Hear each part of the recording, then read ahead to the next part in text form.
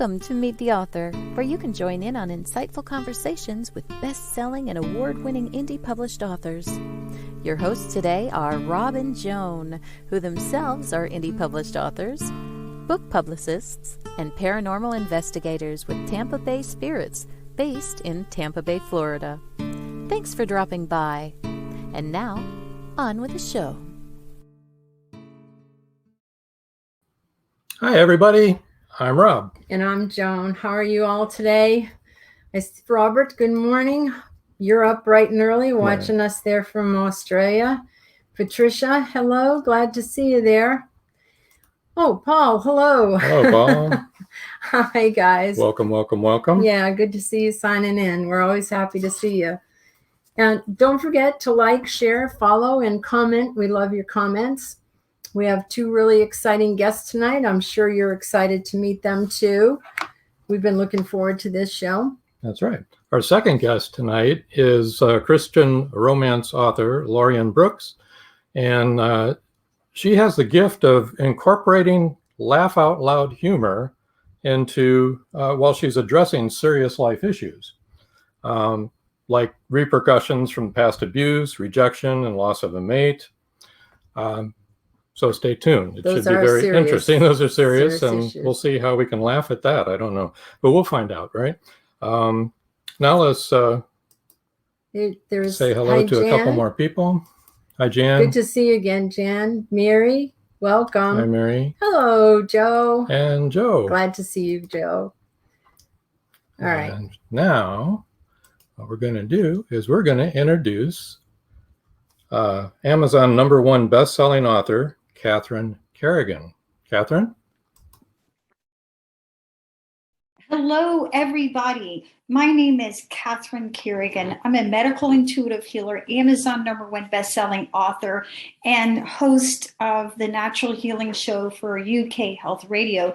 Today on Meet the Author podcast, I'm going to be sharing with you some of my techniques that I use when I write, and we're going to be talking about my 8 Amazon #1 bestsellers that you can see here on my wall that I'm super proud of. And as we learn and talk about writing, hopefully we will uplift the planet, and you're going to be bursting with creativity and ideas about how you can write and uplift the planet.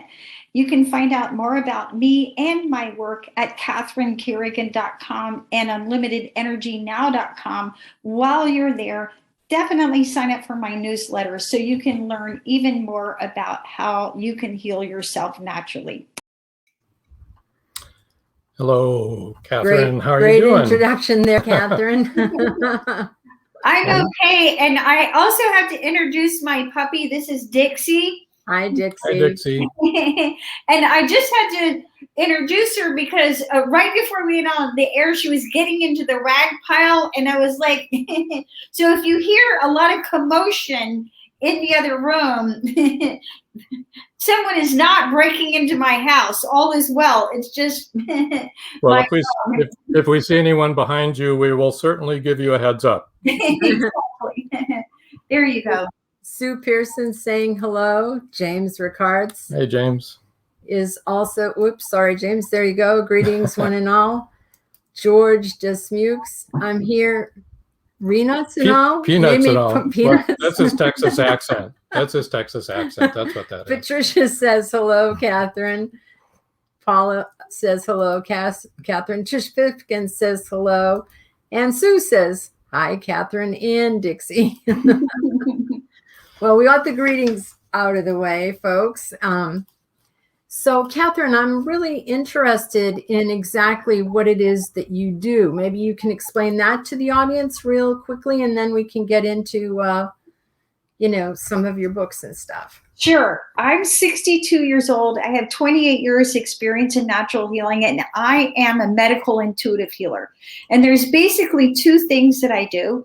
Number 1, I do medical intuitive readings with clients all over the world.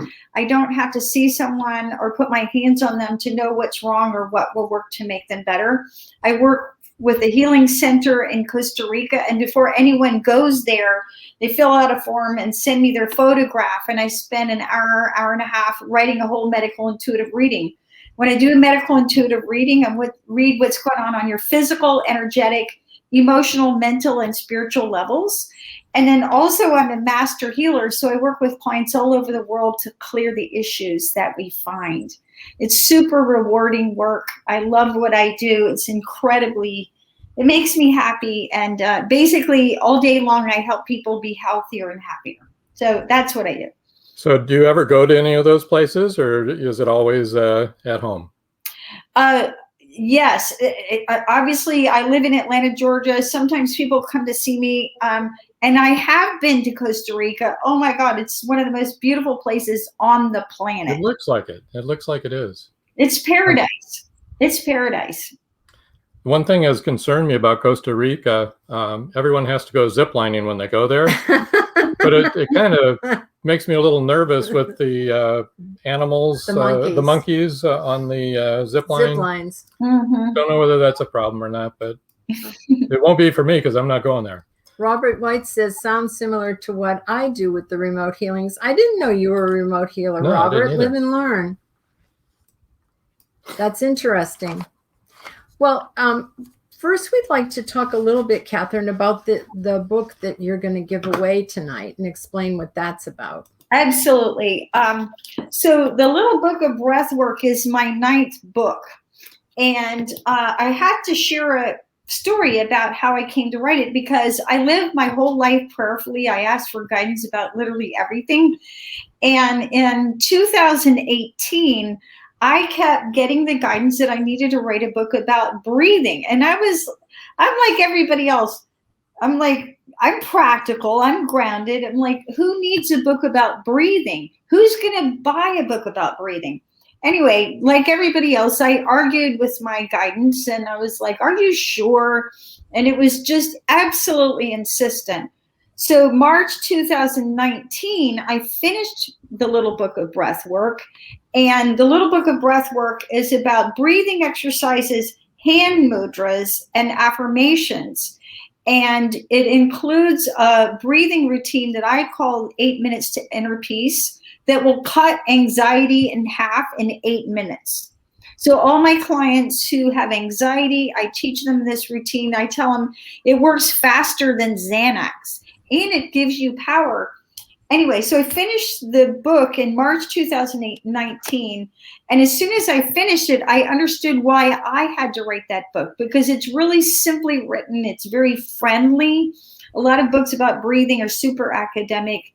It's very accessible. And then what happens a year later, March 2020, the pandemic hits the United States. And during the coronavirus pandemic, I'm very motivated by service and helping people.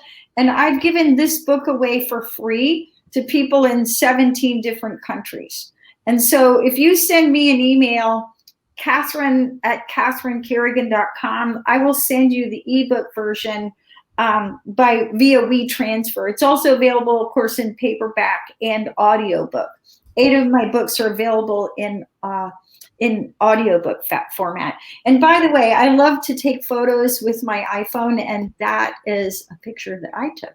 Yeah, and that was a really good picture. Cover, yeah. Sue Pearson says she's up for that. Well, this is really good for everybody because whoever emails her will get that ebook. Everybody that emails. No strings attached, right? No strings attached, yeah. And you heard what she said. Everybody that emails her, okay, so I'm going to read that out. Everyone that emails Catherine@CatherineCarrigan.com will get that. And Catherine spells her name CATHERINE of course, Catherine again, CARRIGAN. Okay, so that's how you can reach Catherine. Also, I think if they're listening to the broadcast, the podcast, even after this live presentation, you'll probably honor it then too, right? Absolutely. Again, I've given it away. It's been really fun for me to see my good book all over the world. And when people get COVID, within 4 days, they have difficulty breathing.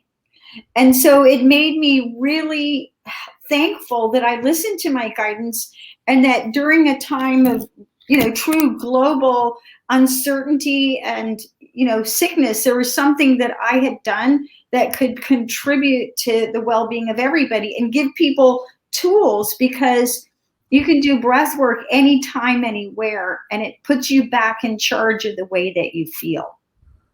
Well, would you like to tell us a little bit about Reading the Soul?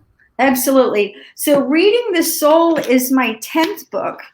And so going back to what I said, I lived my whole life prayerfully. And before I started writing Reading the Soul, this is a really interesting story. I got told that Archangel Michael would help me write that book.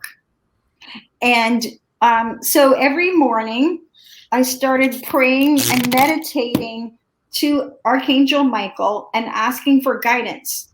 And, many of us who are listening to this broadcast are writers and authors, and we know what hard work writing can be. I literally wrote Reading the Soul in a month.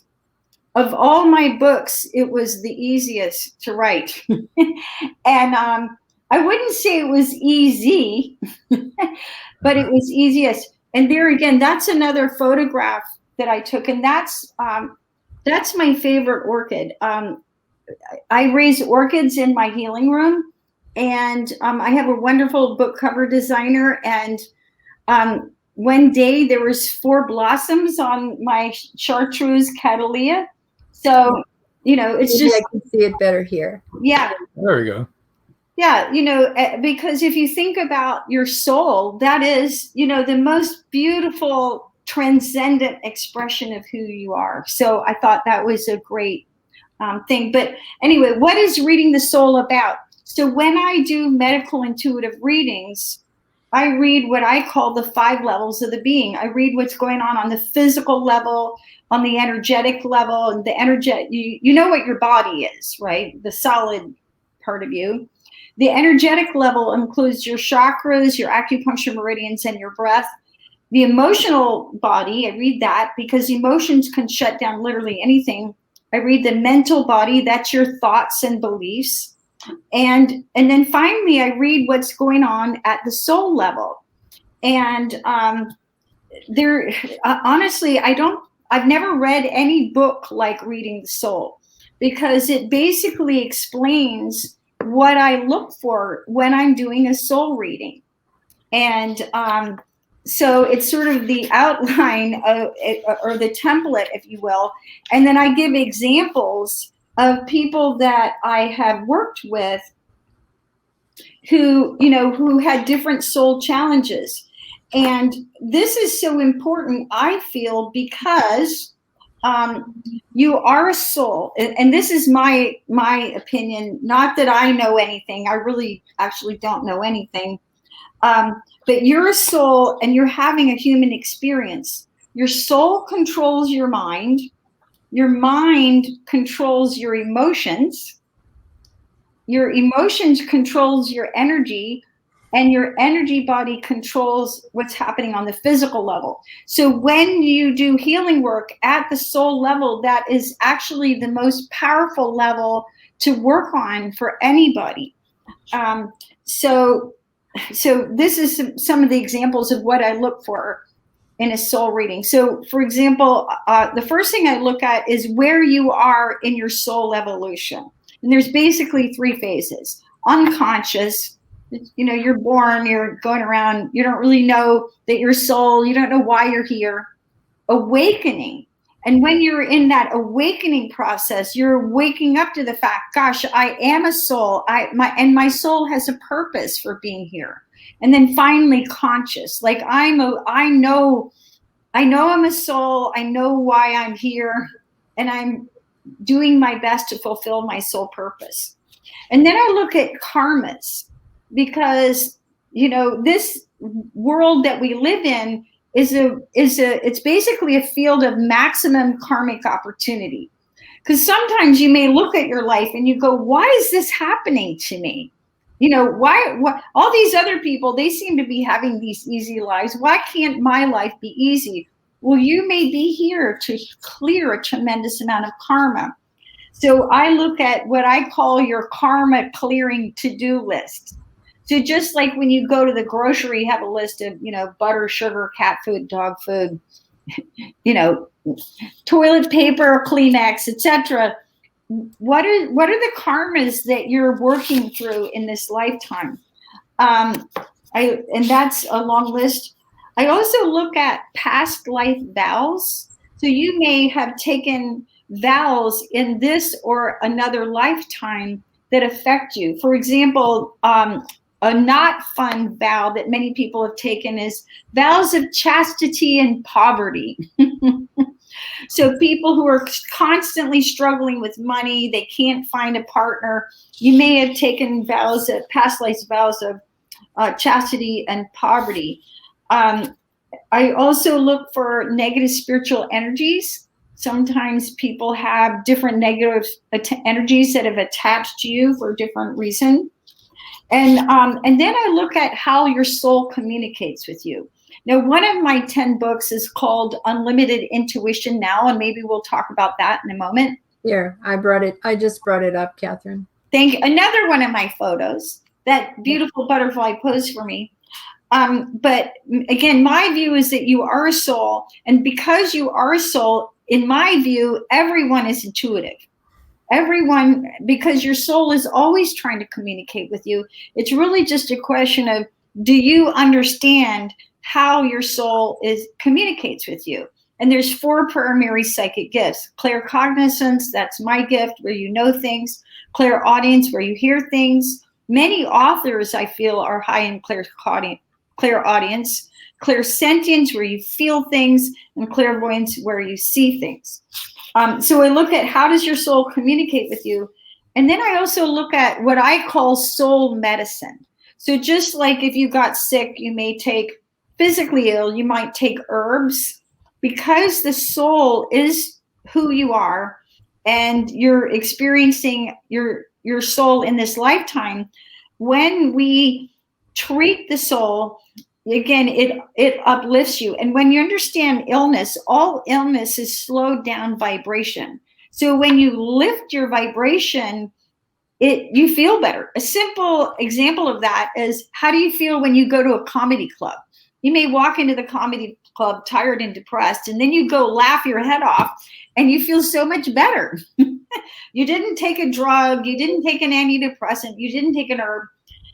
So there's different kinds of soul medicine: prayer, meditation, of course, channeling, time in nature, hugs, forgiveness, saying I'm sorry and I mean it. Anyway, there's a long list. So I look at what kind of soul medicine do you need at this time that is going to uplift you. So anyway, that's some of the things that I talk about in Reading the Soul. Okay, so unlimited intuition, you kind of touched on that just a little bit. Yes. And again, I have because I'm a professional intuitive, so many people come to me because they want to understand how does my intuition work. And just like Tiger Woods is a great golfer, and I wouldn't stand a chance. But everyone, when you understand how your soul communicates with you, then everything in your life works better. So we have a question. Yes, we do. Yes. Joe says, are there any specific signs someone should look for or be able to recognize that would help them understand who they may have been in a past life? What a great question. And I would say that you really need to work with someone who can help you get into your past lives. In my work as a medical intuitive healer, I could tell you all kinds of very fascinating stories about past lives and how they've affected people in their health. I know that I wanted to understand my gifts as a medical intuitive, so I work with people who've done past life regression with me.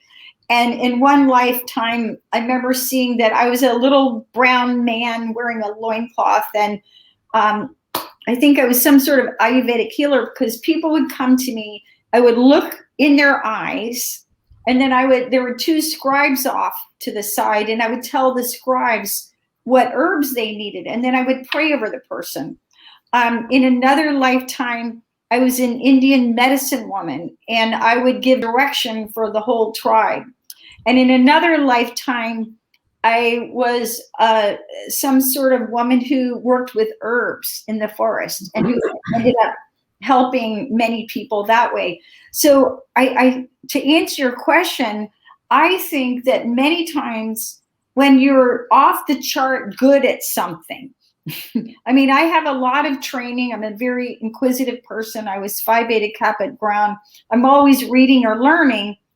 But I think that when you're exceptionally good at something, like maybe you're an incredibly talented singer, you may have done that in many other lifetimes. So that's a sign that, you know, as someone said to me, you know, you're very good at many things, but your skill as a medical intuitive is at the level it cannot be taught or learned.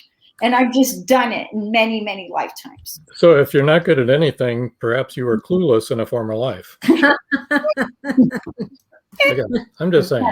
Also, I really wanted to bring up this book also, because we're quickly running out of time. Unlimited Energy Now. You want to touch on that real quick? Yeah, I would say the number one issue that my new clients have is everybody's exhausted.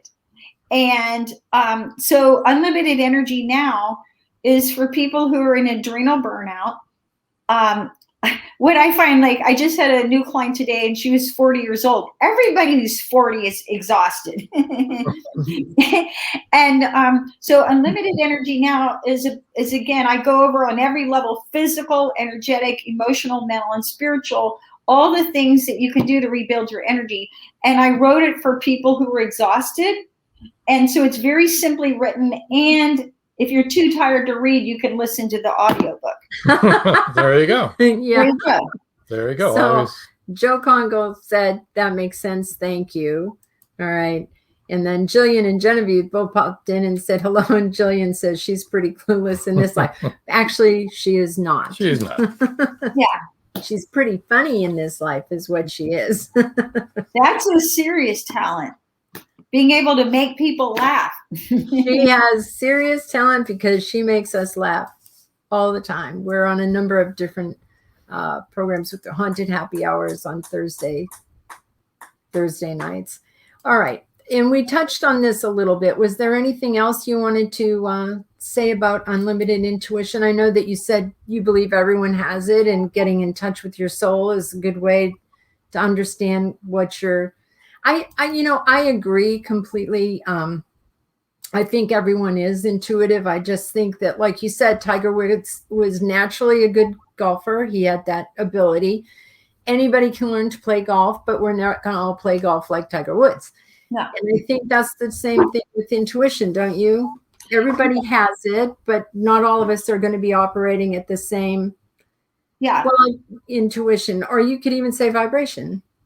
I think you have to learn how to get your ego out of the way, which kind of brings me to kind of what I wanted to talk to you about, which was writing and my writing process. Because over the years, I've consulted many experts. I mean, all of us who try and write, and I use that word try, is, because we're all trying to figure out how do we do this and how do we do this better. And so my best method for writing is I wake up in the morning. As soon as I open my eyes, I start praying and meditating. And I do that every day, no matter what. And I pray and meditate, and I ask for guidance. And many of my books have been written lying in bed. And so I pray and meditate, ask for guidance. I receive guidance about what to write about. And then I'll lie in bed with my laptop writing. And that's how the rough draft of my books gets written. Very good. Very good. That's a good way to start any day, I think, praying and meditating. Absolutely. It's the only way I can get through my day, actually. Mm-hmm. I do it a lot. I also have to do breathing a lot. Yeah, that's helpful. It is helpful. I have white coat syndrome, so every time I see my doctor, I have to do breathing, or my my blood pressure is through the roof when they take it. Yeah, and which brings me back to the little book of breath work, because I have suggested breathing exercises for all kinds of ailments, physical and mental, emotional. So that's good. Okay, here's the question. Oh. Have you ever asked for guidance and had trouble hearing the answer? Oh, sure. And, one of the things that people don't talk about is the concept of neutral. And, just like you are a soul, everybody's got an ego. And, the ego can really get in the way of all of us. We want to be right. We want to write a best-selling book. We want our lives to be easy, and so on and so forth. So in order to get true soul guidance, you have to be able to get your ego out of the way. And I'm a professional intuitive. And one of the things that I point out to people is there's something called your Johari window. And long story short, everybody has this little window where you can't see about yourself. And the example that I give is, let's say you go to the restroom and there's toilet paper tacked to your shoe. If you've ever had that happen to me, which I have, and then you walk out, you've got toilet paper tacked to your shoe, and people go, trying to save you from yourself. So there are things that you can't see about yourself. And even though I'm a professional intuitive and I ask for guidance about literally everything, when I get blocked, I turn to my intuitive friends to help me see what I can't see about myself.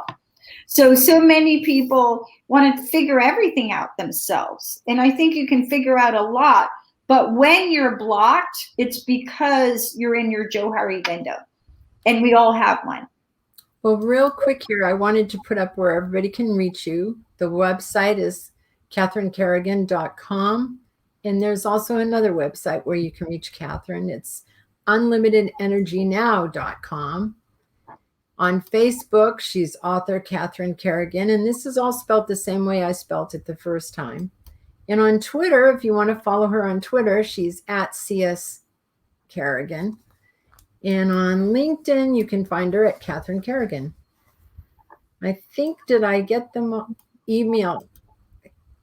Catherine at CatherineCarrigan.com. And that's important because those of you who joined the show a little bit later, I just want to mention that Catherine will be giving a book away.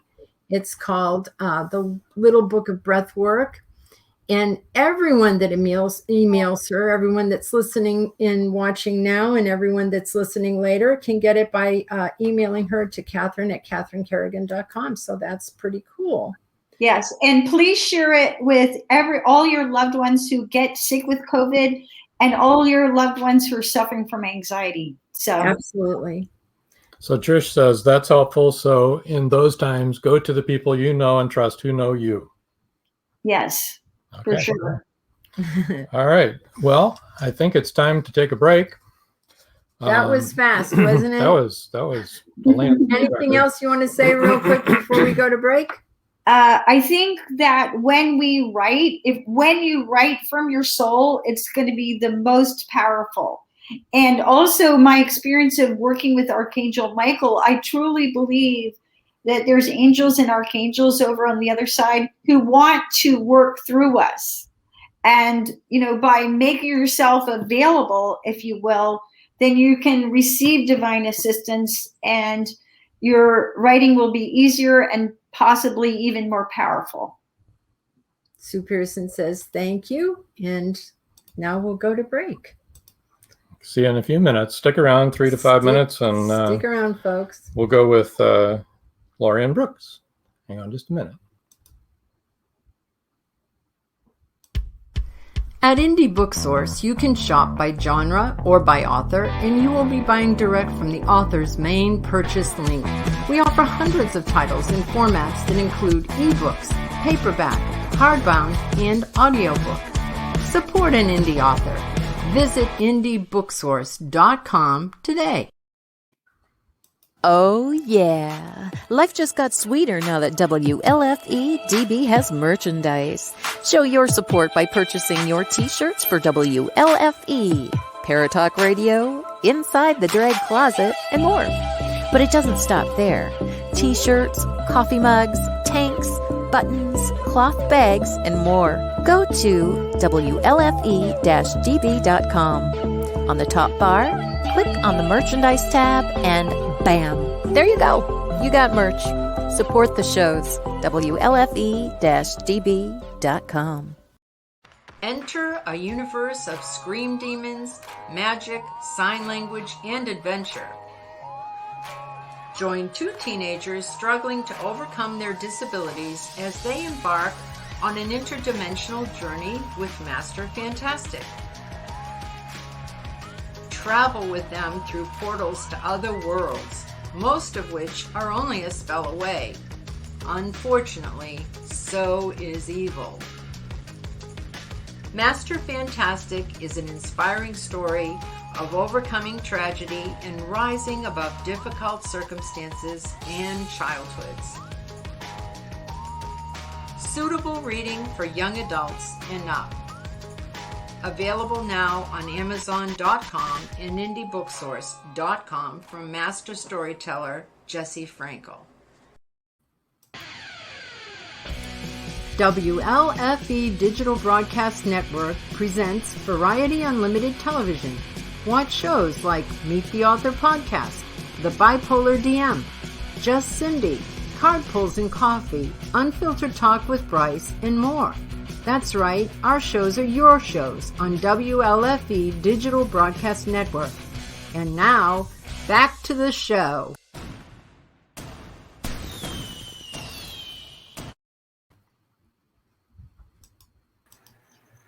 Hello, Laurian. Oh, hello. How are you? I'm fine, a little nervous, but Nervous? Don't be nervous. You saw all of our audience are very welcoming and happy to have you here. Catherine made it through. we did. She was Unharmed. very prolific. So, Laurian, would you like to tell us a little bit about yourself? What got you started in writing? When I was in 5th grade, and I wrote book reports. We were all assigned book reports from this shelf bookcase in the classroom. And when I would read my book reports, the kids would just go running for that book, because I left the cliffhanger at the end. They were always mysteries. And so that got me interested. But and my teacher loved it. And my teacher she said, one day Laurie will be an author. She said that to me. And so, but I went a little bit too far one time because she assigned us a Columbus experience. We were supposed to talk about how he discovered America and all the perils he went through. Well, I went a little bit too far with that because he landed on an island and the Indians got him and they stuffed him in a cannon and shot him back across the ocean. Oh my goodness. Well, the teacher didn't like that very well. She made me write it over. Everybody in class was just laughing. That's what I wrote for, so people to entertain, and the class just loved it. And I thought, boy, this is a good one. And then she says, Laurie, and I turned around and said, yes. She said, write that over, and this time make it a little more realistic. A little more accurate history there, huh? So George says he loves your accent, by the way. George is from Texas. I'm from Tennessee. Oh, George, I'm from Tennessee. Okay, so that's what got me started. But that sort of put a damper on my creativity for a while because I was afraid to make anything funny anymore.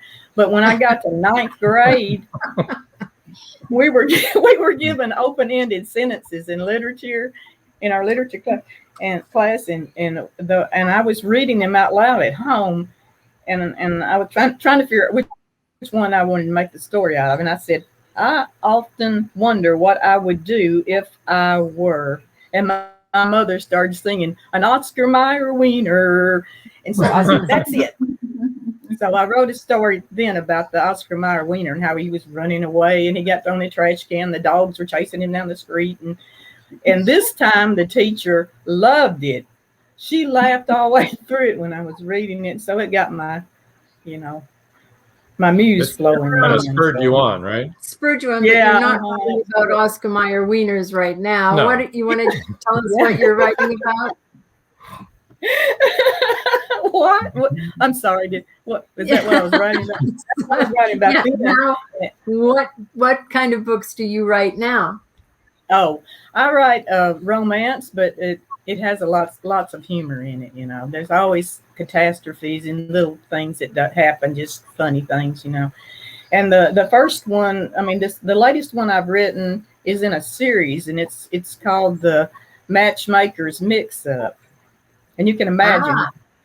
Okay, what happens is there is an elderly lady in Boston, and she has a cat, and she's doing the matchmaking, and she has this cat, and she gets all her matches made, puts them, has them in a box ready to go, and the cat dumps the box. The files go everywhere.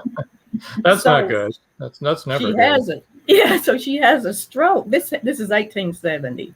She has a stroke and is laid up a while. And so her 16-year-old granddaughter says, "Don't worry, Grandma, I can fix this." Well, she sends all the brides to all the wrong grooms, So, oh, dear. Yeah. So that's why it's called Matchmaker's Mix-Up. And it's Ryan's Reckless Brides, what that one is. It's book number 8. This is it, Ryan. Yeah, that's it. It's still an ebook, but it will be out in print probably in about 2 weeks. So, well, also we were going to talk about Half Price Bride, Not What He Ordered, in Ryan's Reckless Bride. Yeah. Because you start with that one, Ryan's Reckless Bride. Sure. Yeah. So the hero in the story, he wants a mother for his 19-month-old toddler. His wife died because she made a bad decision, and he wants a mature woman who is very sedate, responsible, mature, and doesn't make impulsive decisions. Okay. So guess what he gets? The opposite, not probably. that. He gets Annalyn, and before she hops off the stage, she hurls a carpet bag at somebody and hits them in the stomach with it, and then she jumps off the stage by herself, and he's like, "Uh-oh, I know this is not what I ordered." And she was wanting an adventurous man, a cowboy, who loved to travel, and that's what she thought she was getting. And he's a stay-at-home guy. He's a rancher, so that's what he does. That's really That sounds good. fun. That does sound like a fun book. Yeah. Do you want to tell us a little bit about Not What He Ordered? Okay, this girl, she was trying to, Carrie Franklin, she was trying to rescue her brother from the gambling halls. And this set in 1884, Abilene. And so she goes in because he's always blowing his paycheck. Their parents have died, and they're living off of his income. So she's going to go in there and drag him out. Before she can get into the saloon, a drunk comes out, and he starts mauling her and everything. And they struggle, and she gives him a shove off the boardwalk, and his head hits a rock. And so she thinks she killed him, so she flees town. And this started this is Denton, Texas, and she flees, and she ends up in Abilene. But along the way, the lady she sits with, tells her that she's a mail order bride, and she said, "Where are you getting off at?" And she says, "Abilene." She says, "Well, my friend was supposed to have come along with me, and she was supposed to have been a mail order bride too, but she backed out. Could you tell this guy that's meeting her that that she's not going to show? So she gets off, and he thinks she's the mail order bride, and she tries her best to tell him, but he will not listen. He picks her up, throws her on the buckboard, and said, "You're going home with me." The trouble is, he thinks he's picking up domestic help for his aunt. because she's getting older, and she secretly ordered him a bride. The aunt did. So all this is going on at the same time, Oh So my this goodness. girl's got a secret, and the aunt tells her, she confides. Says, Those are really clever stories. And yeah, then the last one was Half Price Bride that we were going to touch on yes, tonight. yes. This girl Emily, she lives in Memphis, and her sister-in-law, her brother has just recently married and moved the girl in, his wife in. So they don't get along at all. The girl is really mean, the woman. The wife is really mean. So she's just looking for a way out, and she finds this ad for a dentist in Abilene. And George says, you're from Tennessee, and yet your books have a Western setting. Yes. Well, did you know, George, that it's been proven that 80% of Texas came from Tennessee? Texas.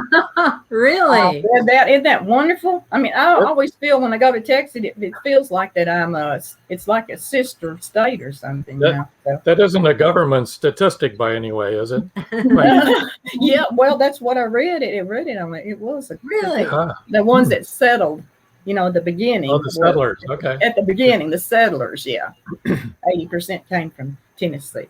But anyway, she writes off she replies to a dentist ad, and he wants her photo, but or tintype, and he doesn't. She doesn't know what he looks like. Well, she's supposed to be there by August the 15th, but she's a day late because her brother has to do some banking. Has to meet with the banker. So when she gets there, nobody picks her up. And somebody said something about her friend that she met on the train. She said, if you get bored or anything, you can just come to my sister's wedding. It's just down the street. You'll hear the church bells ring. So she goes down there, and thought, well, I'm tired of waiting after about 2 hours. So she gets down there. And it turns out that the ones exchanging vows was the man she was supposed to marry. Oh, my goodness. Well, the bride changes her mind, and she flees the church, and she knocks Emily off the porch into the arms of a handsome cowboy. And he came there looking for a nursemaid for his mother. I mean, he came there looking for the doctor. And then when she falls off, he asked her, to do that. So, but he can't. He doesn't like he doesn't like mail order brides, and he makes fun of the guy, the dentist. So she doesn't tell him what she came to town for and why she's there and everything. So that's a secret during the whole thing, Marjorie says, I love humor in even the most serious stories. Sometimes humor gets us through some dark situations. I agree. More fun when the story is lighthearted. And I think that's kind of a big basis of a lot of your books, isn't it? Yeah, mine are serious, have serious issues, but they have a lot of humor in them too, And George says, "Oh, them's fighting words, LOL." Texans of Tennessee. Oh, what is fighting words? That you said that most of Texas was, from Tennessee. Oh no! he's remember, that's why we're called the volunteer state. Is we came to help with the Alamo, and we lost a lot of men in that Alamo in Tennessee. That's true. Most of them came from Tennessee. Yeah. So let's get to your book giveaway. So we've talked about all three books. The first three people to email landtbeth@yahoo.com, yahoo.com, will win an ebook copy of either Ryan's Reckless Bride, Half Price Bride, or Not What He Ordered. Yeah, so okay. Get your email fingers going there, guys. All right. Okay.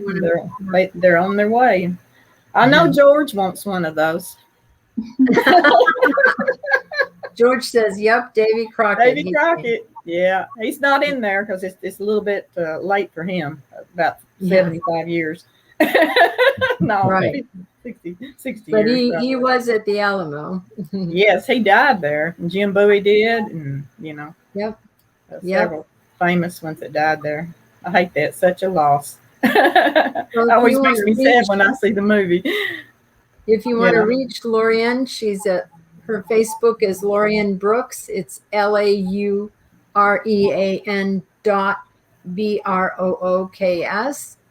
And Twitter, she's at Laurean2, the number 2.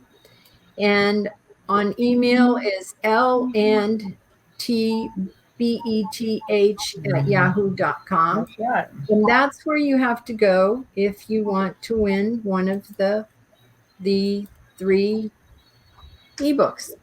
Okay. It'll be either a copy of, and you just took that away, of Ryan's Bride, Half Price Bride, or Not Reordered. I want a paperback, not an ebook, says George. I know what you mean. I'll order it online if I have to. There you go. Oh, yay, a sale. He will. I think do it. it impresses me when a man reads the book. And they always like it when they do. But I've had the 3 local neighbors, that read, and they really like the books, the Westerns. So Yeah. It It tickles is me impressive when a man will read a romance novel. Yeah, but it has enough in there. My brother does too. So do you have any more books coming out? Yes, we're doing one on the reclusive man, but it won't be out till next August. It's another series, and that's a year from now. They put us like a month at a time. Oh, and by the way, on the Ryan's Reckless Bride, mine is book number 8, and there are already 4 more out. I think it's 12 books out already on that series, if anybody wants to look that up. And they've all been good because I've read them and read 5 of them. So well, you know that you can find Laurean on indiebooksource.com. You can go right to her page and Catherine as well. And Catherine as well, yes. We got a double. And you can find both of them on Amazon. Yeah. Right. So George says he likes humor. He loves romance. Ask any of his 5 wives. Okay, George, you're a busy boy. He's busier than you think. Yeah, he is. He's just published one of his latest books, Siren Song. Oh, he's an author too. Oh yeah, Oh. and he's has a movie in the works. Producing Siren a movie, Song. yeah. Wow. Yeah.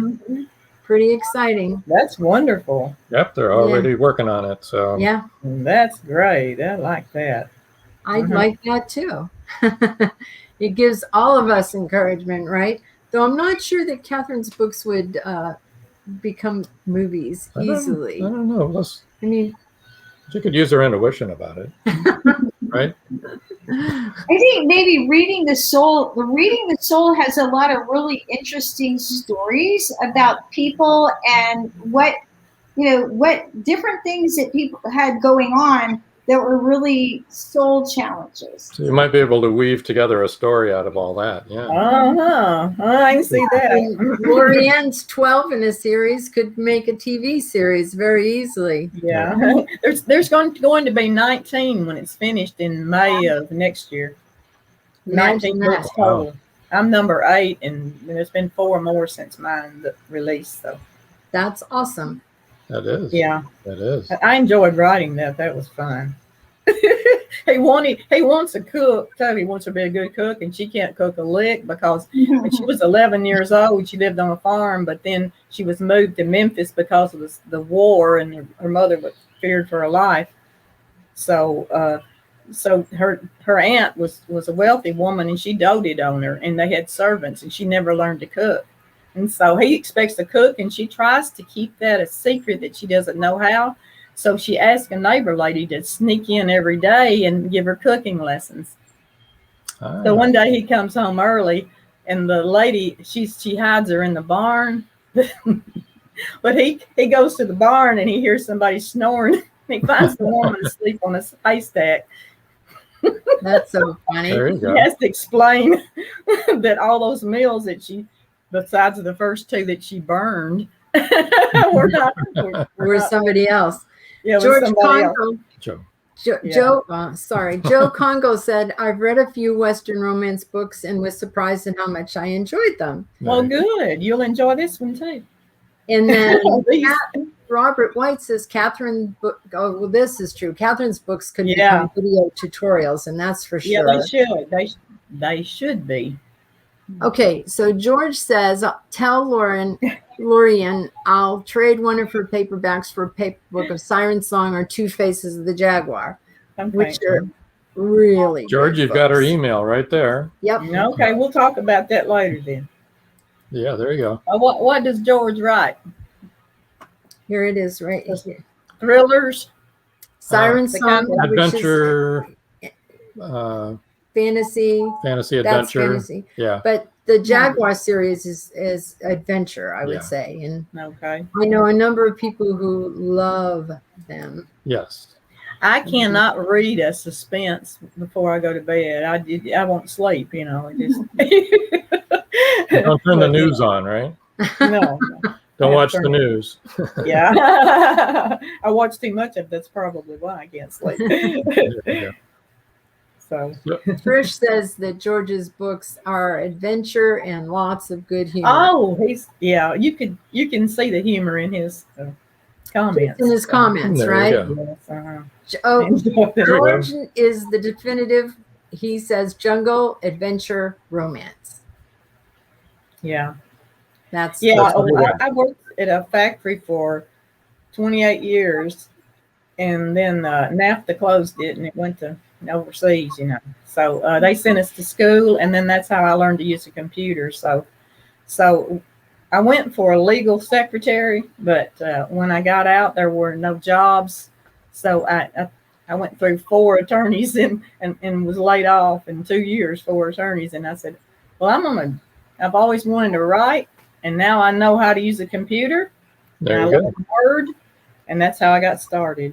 that's Wow. Awesome. I sent my great. first published work to Hometown Magazine. It was a local magazine. It was a little account of a sled ride that my sister and brother and I were in when we were kids, and my brother fell off the sled in front, and he was underneath, and he was looking up between the slats and screaming, "Stop, stop!" And we were laughing, you know. He didn't get hurt, but I'm surprised. I mean, you could just see his face all the way down the hill, and we were on top of him, you know.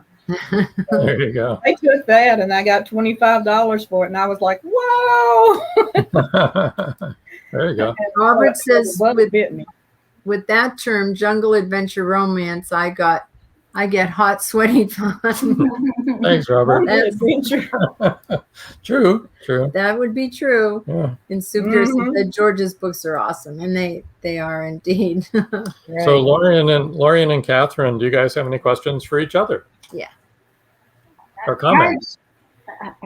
Well, Laurian, I'm just so inspired by your story and of how you became an author. That Right. is, yeah. So my question for you, Laurian, was when you were growing up, were you always telling stories? Because you were a born storyteller. Yes. To my little sisters and brothers. Yeah, but there was 7 of us kids, and I was number 4, so I had some younger siblings, and I made up stories and told them. And my sister and I got started this way too. We would go through a book and pick out 10 words and assign to each other to write a story with those 10 words, and we had fun doing that too. Wow. So we started that when there were always funny stories, and at nighttime, of course, we both had a crush on Cheyenne Bodie. He was just on a few minutes ago, and I missed him. You remember him? The No. cowboy? No. Clint Walker, Cheyenne Bodie. He Oh, played Clint in Walker. the Night of the Grizzly. Okay, I so you remember know. Clint Walker.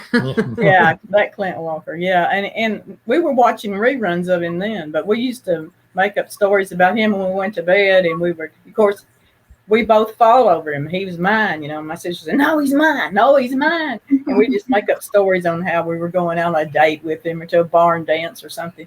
And our mother she'd holler across the hall, "Shut up, giggling in there. I'm gonna come in there and give you something to giggle about." So basically, you've been a romance author your whole life.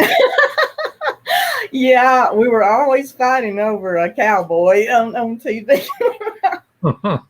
But So I'll it's- tell you what Catherine said about the reason you started writing being very very inspiring is true. Yeah. You know, Yeah. just kudos to you. That's great.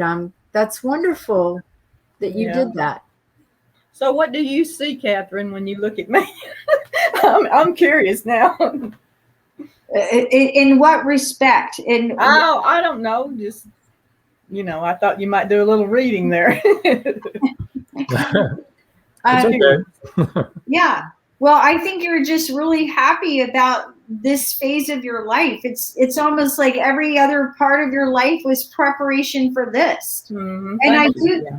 I do think that often in life as writers, when you're in a period, when you're in a so-called dry spell, what you're doing is you're gathering material. Oh, yes, I guess that would be true. Yeah, you're learning something or experiencing something, or and then you have something to write about. Yes. Thank you. Yeah. Yeah, I never felt at home in that factory. I hated it from from day one, and I stayed there all that time, and the Lord gave me an opportunity to get out of them when the plant closed, and I was sent to school. I got to go to school, so college. There you go. George says humor takes courage. It must be admired. Oh, I never thought of it that way. And where's George from? Texas. He's from Texas. Oh, that's right, Texas. Is he near Abilene, where I write about?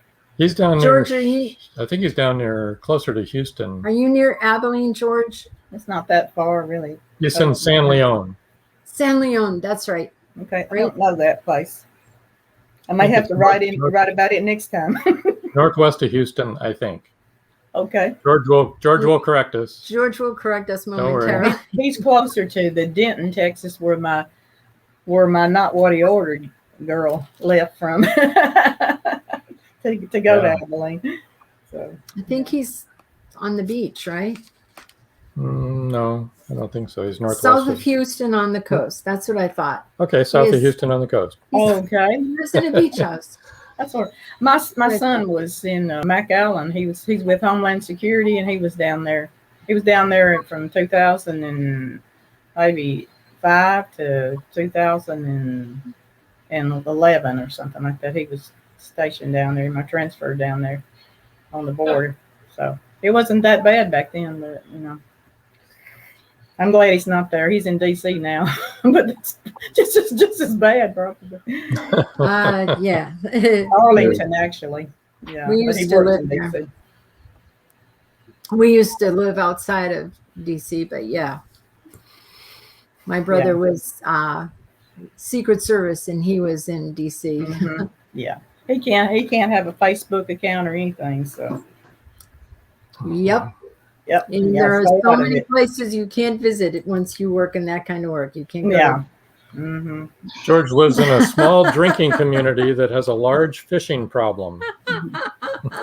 Yeah. Is it because the fish are all drunk? Perhaps. So, Maybe they dumped the whiskey in the river. Catherine, real short, just a couple of sentences. What kind of advice would you have for new authors getting started out there? I think that it's really important as an author that you build a team around you. I have somebody who formats my books and makes the covers. I have a great editor. I have somebody who helps produce my audiobooks. I have somebody I have Robin Joan that helped promote me. And so when you have a great team, it makes doing that work a lot easier, I think. And a good editor is worth their weight in gold. Amen. Yes. There you go. Amen. There you go. Well, it's good to be on the team. That's good. Glad we're on your team. How about you, Laurian? Well, I'm going to say that don't allow dream stealers to get you down there. They can be somebody close to you that tells you can't do it, or that thinks you'll never make it. Don't let that happen. Just keep going and get into a group of writers and just like I did, with I started with a group, a Yahoo group, the Swedish romance authors, and we all clicked and we formed Encourage each bonds other. between Yeah. the other authors, and That's awesome. yes. And then we edited and become beta readers for each other and supported each other, encouraged each Oh, that's other. great. And yes, that's what I'm saying. Just keep going. If you love doing it, you can't keep from doing it. Really, once you get That's started, right. you've always got a story going in your head, maybe 3 at once. Right. So George had said he lives in a small drinking community that has a large fishing problem. And then you had said maybe the fish were drunk. And George said, no, the fishermen are. It levels the playing field. And Trish Pipkin said, Catherine, I love the idea of having a team. That is good, yes. And then Trish said, yes, Lorian, dream stealers are no good. Great advice. Mhm. Sue right. Pickens had said, that is wonderful. I think she maybe meant the idea of having a team. I'm not sure, Sue. I think that was good. Yeah, that's good. And I'm just beginning to form a team now, really, after these years. that I think I can count on to do my covers. And when you're indie publishing, especially, you need all that, Well, and this last book is indie Laurean, published. after the show, George would like us to give you his email address. So we'll give you George's email address. And Robert White says, the naysayers cannot hold back the inspirations writers have within them. That's very good. That's very good. Yeah. And I don't think we should let the naysayers, I just think that if you have people that are, negative in your life, we just know. Yes. We don't need a lot of negative people in our life. No. I mean, I don't need to be around. Yeah, I had a family member that wouldn't speak to me for like 3 years because she was so jealous of me. Wow. Well, you don't need that. And Yeah, Sue said, yes, that is wonderful, the idea of having a team. She said that is what she was talking about. So, yeah. And that hurt because I was really close to her. Yeah, well, you know whose problem that is. It's not yours. Mm-hmm. That's an opportunity for her to grow. I'd say she wouldn't. Yeah, she wouldn't speak to me. So she avoided me, but then she would come up to me and ask me how the book was going. And then when I start telling her, she'd say something real snitty, like, I was like, oops, that's why I don't talk to you about it, So. George says, naysayers are people with no ego who want to pull you down to their level. That's exactly right, George. Very true. That's true. So true. I just don't need it. Oh, I hear a dog or two. Yeah, that's Dick. That's yours. Okay. You thought it was ours, and she's sleeping. Yeah. Ours is being a good girl. Mine will be ready to go for a walk when when this closes down. We go at about this time, about 7 something. Oh, is it? Yeah. Okay. All right. Yeah, I guess it's time to wrap up. Catherine and Lorian, we're so pleased to have had you on the show, and we appreciate it a lot. We have one more comment here. Life is short and being kind is free. That's true. That's wonderful. Yes. Uh-huh. Well, thank you for having me. And thank you for being here. Paul Hollis says, another great show. Thanks, everyone. Joe Congo says, another great show. Thank you, Catherine and Lorian. Happy 20th episode. Robin Jones. Hey. So this is number 20, huh? Number 20. This is That's the day of my birthday. We'll have to have a glass of wine or something, right? It's so Yeah. look.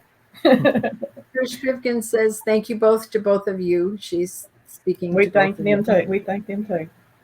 And Jen says, thanks, Catherine and Lorian, Robin Joan. Well, thank you, Jen. Great to see you in the audience. We appreciate it. I want to thank everybody, Catherine and Lorian, of course, for joining us tonight. Also, Robert says, thanks all, and thank you for joining us all the way from Australia. Love it. And George Dismuke says, Robin Joan, thank you for all you do for others. Oh, you're welcome. Thank you, George. Thank you. We loved having you here too, Jan. It's been really good. One of your compadres was on. Hi, Jan. Yep, one of your fellow romance writers. Marjorie Deering, absolutely. Thanks, Marjorie. So we're going to move you over here. We're going to say a few words here in closing, I think. And when we put you backstage, please don't leave. No, we hang want around to speak for a to few you minutes. afterwards for a minute.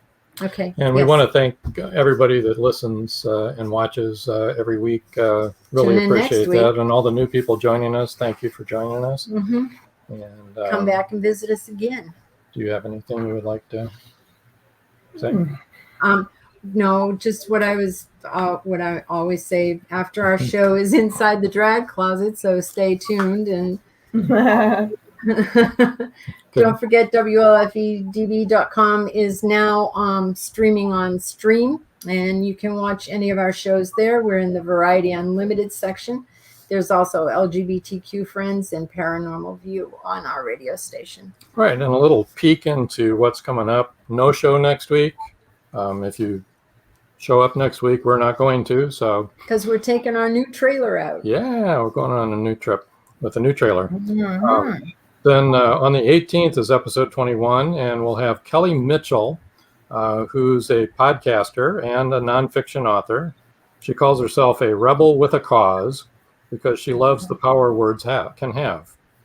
Also, Diane Astle will be joining us as well. Fantasy author, writes about dragons. Yes, she does. I love dragons. Once she was asked what kind of animal she'd like to be, and she said a dragon. So she settled for the next best thing. She writes about them instead. So anyway, got a lot to look forward to coming up here in the weeks to come. And once again, thank you, and thank you, everybody. And we're going to say goodnight. Until next time. That's all, folks.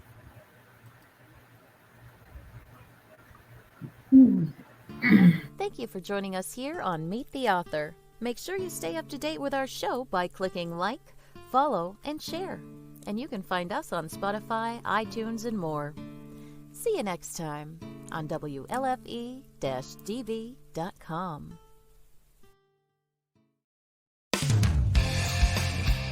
You've been listening to WLFE-DB.com, where our shows are your shows.